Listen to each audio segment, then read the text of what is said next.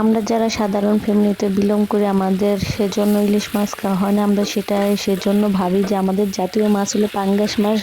যেহেতু ইলিশ মাছ খেতে গেলে অনেক টাকা গোনা লাগে, সেই টাকা গোনার মতো সামর্থ্য নয়, তো টাকা গোনার মতো সামর্থ্য না থাকার কারণে এই জন্য পাঙ্গাস মাছটাই আমরা জাতীয় মাছ বলি। সেটাই আমার কাছে অনেক ভালো লাগে, কিন্তু সবাই খায়, কিন্তু কেউ লজ্জা শরমে বলে না। হ্যালো এভরিওয়ান, কি অবস্থা? সবাই ভালো আছেন? আমিও ভালো আছি। আজকে আমি পাঙ্গাস মাছ দিয়ে ফুলকপি দিয়ে রান্না করবো। অনেকে তো পাঙ্গাস মাছ দিয়ে ভুনা বা অনেক কিছু খেয়েছেন, আমি আজকে ফুলকপি দিয়ে রান্না করবো, দেখবো কিরকম হয়। কিন্তু তরকারিটা অনেক ভালো হয়েছে।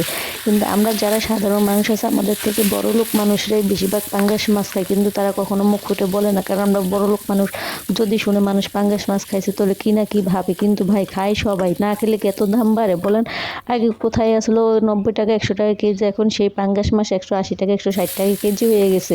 যদি মানুষ না খায় তাহলে কি এত দাম বাড়ে? কিন্তু আমাদের জাতীয় গরিব যারা আছে, সাধারণ মানুষ আছে, তাদের জাতীয় মাছ হলো পাঙ্গাস মাছ। আর আমার কাছে পাঙ্গাস মাছ অনেক ভালো লাগে। পাঙ্গাস মাছের যেটা পেটের ছাক, ওটা আমার কাছে আরও বেশি বেশি ভালো লাগে। যেটা একটা তেলের তেলের তো ভাব আছে, ঠোঁটের মধ্যে তেলে তেলে ভাব আসে, আমার কাছে অনেক ভালো লাগে। তো ফাইনালি মাছটা ভাজাভাজি শেষ হয়ে গেছে। এখন পেঁয়াজটা ব্রাউন কালার করে ভেজে নিয়েছি, নিয়ে এখন এই যে গোটা গোটা আনাম ফুলকপি দিয়ে নতুন আলু দিয়ে তরকারিটা রান্না করবো। আমার কাছে ফুলকপি এরকম গোটা গোটা থাকবে খুবই ভালো লাগে। ফুলকপি গললে তেমন একটা ভালো লাগে, ফুলকপি গোটা গোটা থাকবে, বড় বড় থাকবে, এরকম ভালো লাগে। আমার মা সবসময় তরকারি কাটে অনেক বড় বড় গোটা গোটা করে, মার তরকারি অনেক ভালো লাগে।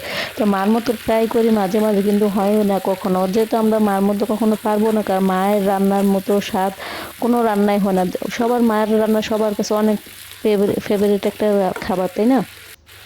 তা আমার কাছে আমার মার রান্নাটা অনেক ভালো লাগে। তো এখন ফাইনালি তরকারিটা কষাকষি হয়ে গেছে। এখন যখন হালকা একটু কষিয়ে নেবো, তখন কাঁচা পাকা টমেটো দিয়ে তারপরে এই মাছ আরেকটু কষিয়ে নেবো। এখনকার টমেটো তরকারিতে দিলে তরকারির স্বাদটা এত ভালো লাগে বলার বাইরে। যেহেতু এখন কাঁচা পাকা টমেটো গাছ পাক না, যেহেতু এখন ফ্রোজেনের আসে নাই, সেজন্য গাছ পাকা টমেটো খুবই ভালো লাগে। কাঁচা পাকা যে টমেটো বলকের সাথে গলে যায়, আর আমার কাছে তো টমেটো অলওয়েজ পছন্দ একটা খাবার।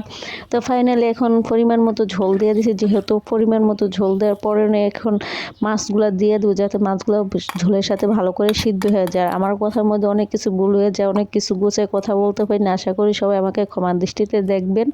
তো সবার ক্ষেত্রে সবটা হয়ে ওঠে না, সবাই যখন সবটা পারে না, আমি এরকম সবটা পারি না। তারপরে মাঝে মাঝে একটু ট্রাই করে চেষ্টা করি যে আপনাদের কীভাবে একটু ভালোবাসা পাবো। কিন্তু দেখেন আমার ভালোবাসা মানুষগুলো আমাকে একটুকু ভালোবাসে না, যেটা আছে তারা শুধু আমাকে অ্যাভয়েড করে চলে যায়। তো ফাইনাল এখন তরকারিটা হয়ে গেছে, তো এখন ধনেপাতা দিয়েছে। এই যে দেখেন তরকারির ফাইনাল লুক। এখনও তরকারিটা যেহেতু ভালো করে হয় নাই, সেজন্য আগে তাড়াহুড়া করেই করতেছে। যেহেতু সকালকে সময় আমি একটা জব করি, বাসায় থাকার সময় হয় না, সেজন্য তাড়াহুড়া করে সব কিছু করা লাগে সকালে। যে দেখেন রান্না চুলার মধ্যে রাইখেই চুলা মুছা ফেলাইতেছি, কারণ যে সময় নেই, অনেক 7টা বেশি বাজে গেছে।